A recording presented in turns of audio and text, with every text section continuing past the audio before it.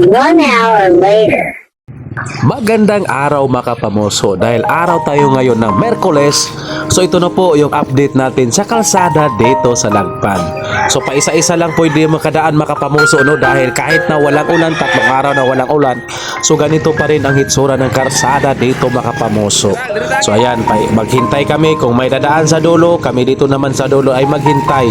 So maghintayan kami mga kapamoso. Pwede lang gawin mo, ipaatras mo na rin yung motor mo. Ganyan talaga ngayon mga kapamoso, kahirap ng ating pinagdaanan dito sa kalsada ng Lagpan. So malapit na talaga ito matapos mga kapamoso, matapos mas masira pa sa katapusan. So ayan, nakita natin mga kapamoso, itong acting model ngayon, siya unay nag-una sa atin mga kapamoso. Hanap pa na kami ng iba't ibang madaanan. Ako sa gilid mga kapamoso, siya doon talaga siya sa may putikan. Run.